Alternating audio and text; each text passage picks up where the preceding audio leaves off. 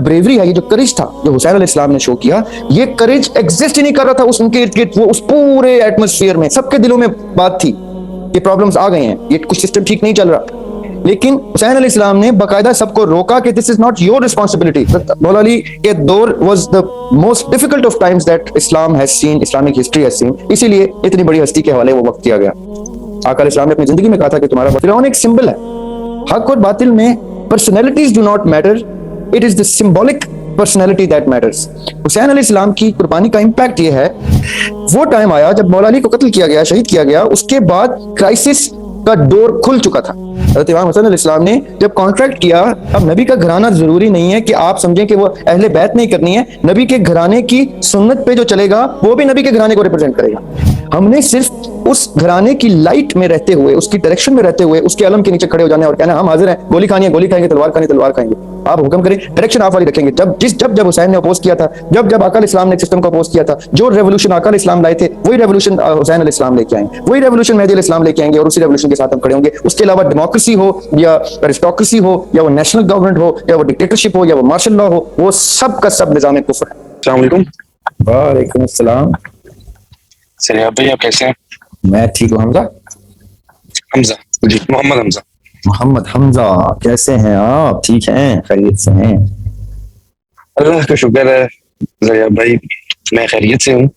जरिया भाई बहुत सी गुफ्तगू हो रही है, अनफॉर्चुनेटली जिस तरह से आपने जिक्र किया है कि जो असल में मुहर्रिकात थे हज़रत इमाम हुसैन अलैहिस्सलाम के, और जो उसकी एक तरह से मैं कहूँगा रिपरकशंस जो है ना, वो आज हम डील इस तरह से कर रहे हैं कि हम उसको फॉलो नहीं कर रहे हैं और हम भूले हुए हैं। मेरा सवाल जरिया भाई ये था कि उसका इम्पैक्ट आप उसको किस तरह से लफ्जों में डालेंगे कि जो वो सेक्रीफाइस थी उसका इम्पैक्ट क्या था? जिस तरह से आपने कहा कि इस्लामिक हिस्ट्री कंक्लूड वहां पर हो रही है, उसके बाद जो है ना वो आगे तरक करने की जो हिस्ट्री है इस्लाम को वो शुरू हो रही है। तो मैं ये आपसे जानना चाह रहा था कि जो हजरत हुसैन अलैहिस्सलाम जो इतनी बड़ी सेक्रीफाइस थी कि वो एंड तक के लिए हमारे लिए वो एक क्या कहते हैं कि मशले राह है, हम विल बी लुकिंग अप कि ये जो है ना आपको उसके अंदर खड़ा होना है, इस तरह से हक के साथ खड़ा होना। तो उसके असरात क्या थे? what was the scope of the impact? Yes. Yeah, the scope of the impact जो उनकी सेक्रीफाइस ने, मतलब आज तो हमने उसको हम तो मतलब भूले हुए और हमने उससे यानी पीछा छुड़वा रहे हैं, लेकिन ये 1400 साल की हिस्ट्री जो है उसके अंदर आप काइंडली इसको थोड़ा सा देखेंगे। हिस्ट्री के अंदर कोई ऐसी यानी रीजनल कोई ऐसी रेजोल्यूशंस या रेवोल्यूशनरी इम्पैक्ट, अगेन मैं उसको लफ्जों में इस तरह से डाल दूं, जितना छोटा रहे उतना ज्यादा वो आपके लिए बेहतर रहेगा कि उसका what was the scope of the impact, जो इम्पैक्ट क्या था कि इतनी बड़ी कुर्बानी दे दी गई। उसके बाद तर्क आप कह रहे हैं इस्लामी जो तालीमात थी हम उससे पीछे हटने लग गए, तो क्या रेजरेक्शन नहीं उसने तो उसमें जान नहीं डाल दी थी? तो इसको मेरे ख्याल में आप इसके मुख्तलिफ और भी जो है ना वो एंगल समझ रहे हैं जो कि मैं डाल नहीं पा रहा, लेकिन उम्मीद करता हूँ कि जरिया भाई आप इसको please. Very relevant and very beautiful question के एक तरफ हम कहते हैं कि भाई वो हक और बातिल की एक खूबसूरत example in the most painful वे आका अलैहिस्सलाम के नवासे ने इनायत कर दी मैनकाइंड को। दूसरी तरफ हम कहते हैं कि ये हक और बातिल की जंग थी, यहां से आइडेंटिफाई हुआ कि हक और बातिल क्या है, और फिर हम कहते हैं कि इसके बाद खत्म हो गया वो सिलसिला। उसके बाद मलूकियत सही, बादशाहत सही, हुकूमत सही, हुक्मरानी सही, डिक्टेटरशिप सही, जमहूरियत सही, कुछ भी सिस्टम आया जो भी आया हो हिस्ट्री में, खिलाफत का दरवाजा बंद हुआ, खिलाफत राशिदा का दरवाजा बंद हुआ जब इमाम हसन अलैहिस्सलाम के कॉन्ट्रैक्ट की बेसिक वायलेशन हुई। अब वो वायलेशन के मुहर्रिकात क्या थे, वायलेशन के पीछे उसका पस मंजर क्या था, वो लोग कौन थे, इट डज नॉट मैटर। वो अल्लाह ताला की मशीयत थी, वो किसी से भी करवा सकते थे। वो कोई भी मौजूद था, यानी फिरौन मौजूद था और मूसा अलैहिस्सलाम मौजूद थे, तो फिरौन कौन है वो कोई भी नहीं जानता। फिरौन एक सिंबल है।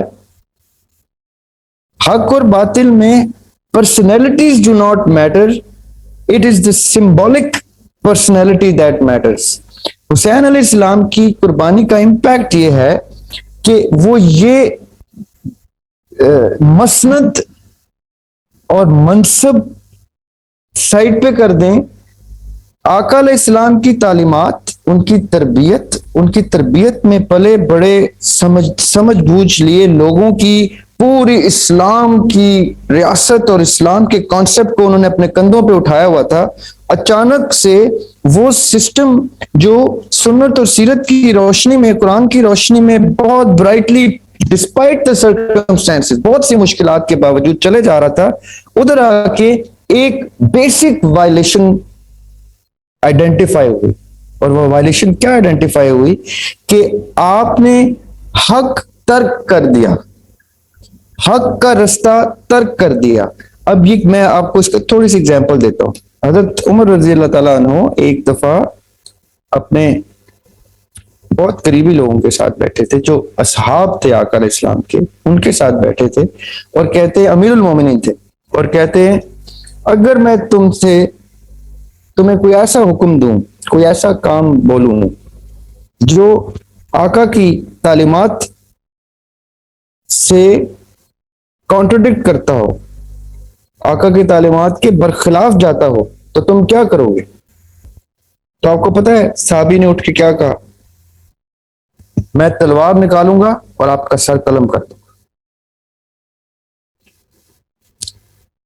یہ کیا پوائنٹ تھا؟ یہ پوائنٹ کیوں کہلوایا گیا؟ اللہ سبحانہ و تعالیٰ نے ہسٹری میں یہ چیز کیوں رقم کروائی, اور کس ہستی کے ٹائم پہ رقم کروائی؟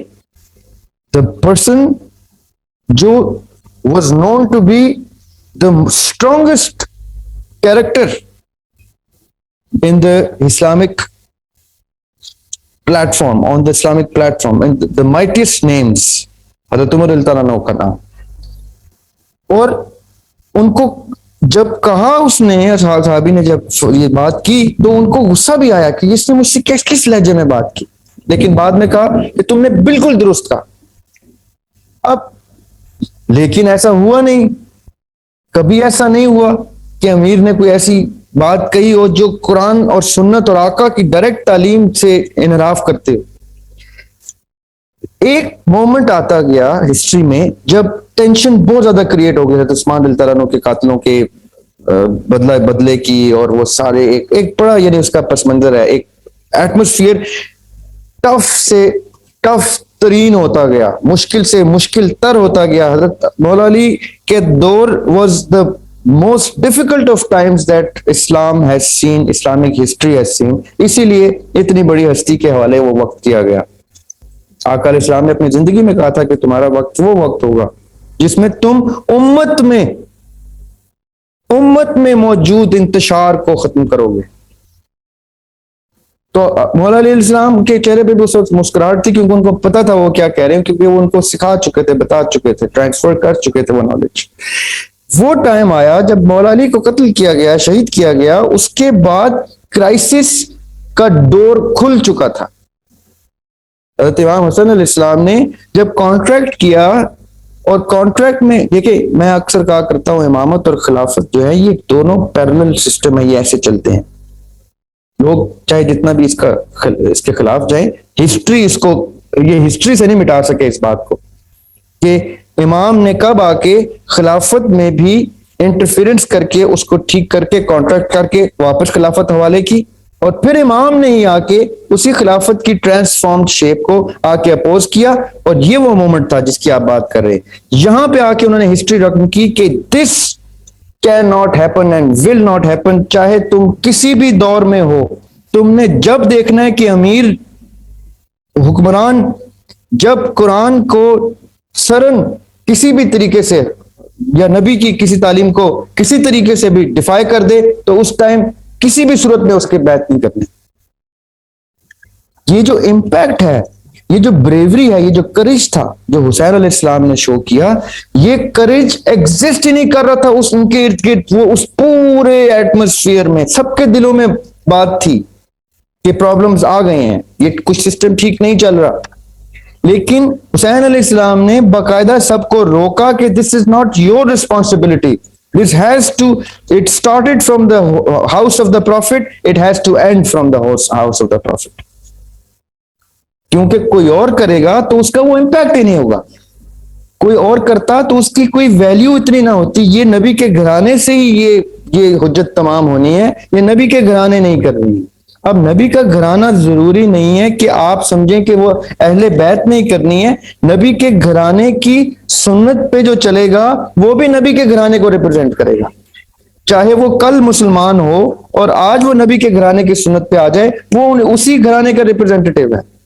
وہ بلڈ لائن بھلے نہ ہو, ریپرزینٹیٹیو وہ اسی گھرانے کا ہے. نوح علیہ السلام کا بیٹا بھی تو سفینے سے باہر تھا نا. جب نوح علیہ السلام نے اللہ تعالیٰ سے کہا کہ میری اولاد تو سفینے سے باہر ہے تو میری آل کیسے آئے گی, تو اللہ تعالیٰ نے کہا آل وہ نہیں ہے جو تمہاری اولاد ہے, آل وہ ہے جو تمہاری فرما بردار ہے, جو تمہاری تابع دار ہے.